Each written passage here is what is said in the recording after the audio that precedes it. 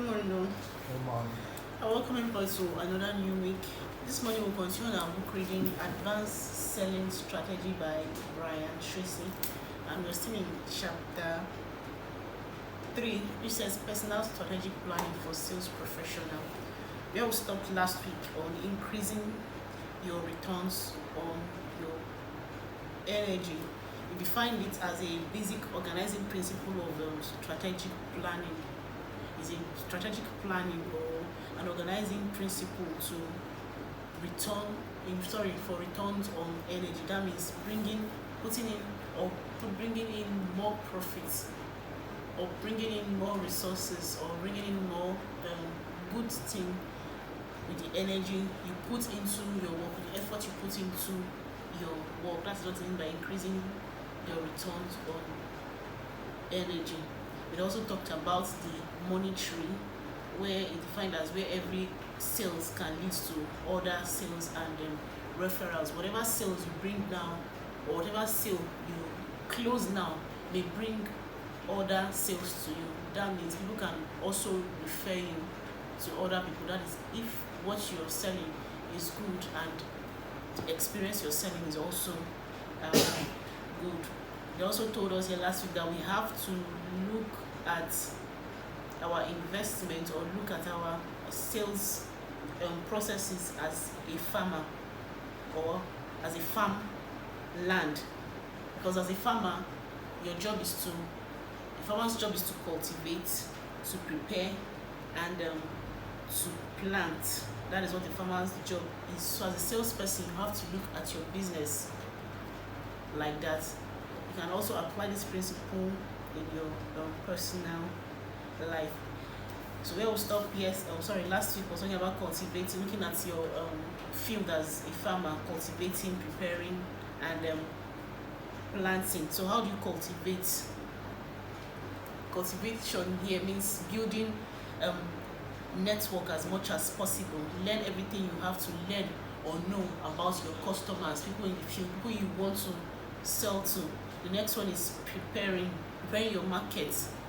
It will help you, refer other people or other prospective customers to you, either by calls, or through letters, or through email, or through advertising or promotion, and even the testimonials of other customers who you've served.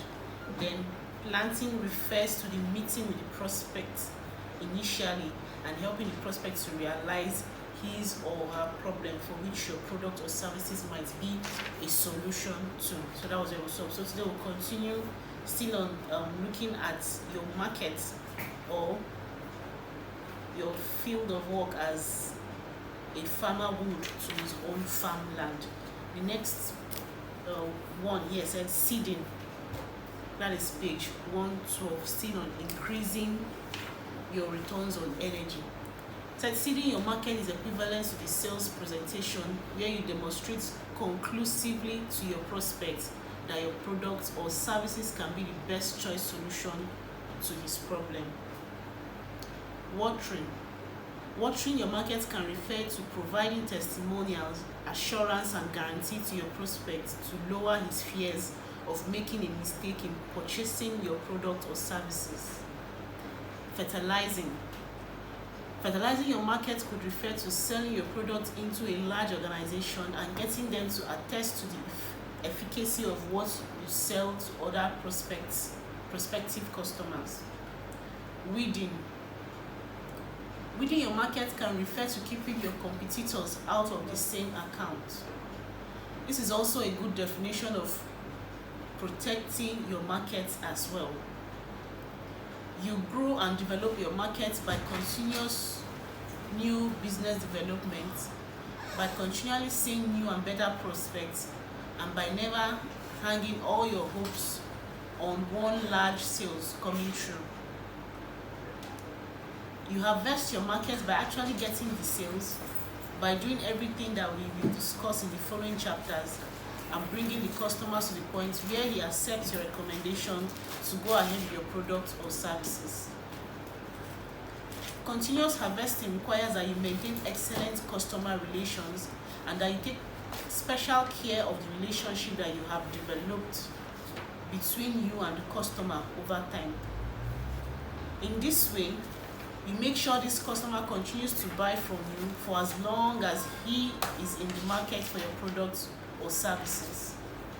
Finally, there is the issue of resale or expanding your farming activities into other organizations to which your customers can refer to you. The whole concept of farming your territory requires that you see it as a vast area of potential sales and financial possibilities for you. You do everything possible to maximize the dollar value of sales you can get from a particular customer or geographical area. Market analysis never stops. You're always looking for better, faster, more convenient, higher value, low-cost ways to position yourself positively in the minds of your customers and to simultaneously undermine the strength of your competitors by emphasizing their weaknesses and vulnerabilities. Ongoing market analysis enables you to sell more and more of your product in your particular marketplace. Strategic planning made simple.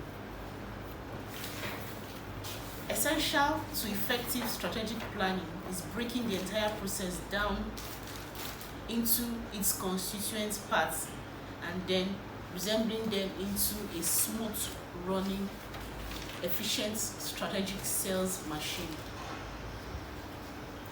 This is precisely what you have done by analyzing every aspect of your business and by answering the questions that have appeared throughout these chapters.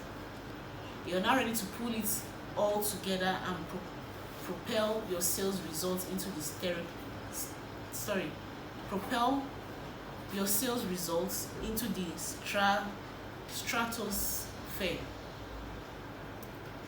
The simplest of strategic planning approaches is the GOSPA model. GOSPA stands for goals, objectives, strategies, plans, and activities. This chapter is concerned with the first 4 steps. We will deal thoroughly with step number 5, activities, throughout this book. You set your goals and objectives by determining exactly what you want to accomplish as a result of your sales activity. You set long-term, medium-term, and short-term goals, each of which flows into the other. You set goals and objectives for both your personal and business life. You draw a blueprint so that you know exactly what you're doing, why you're doing it, what you want to accomplish, when you want to accomplish it, and what it will look like when you are successful. By putting these ingredients together into a written plan, your success will be virtually assured.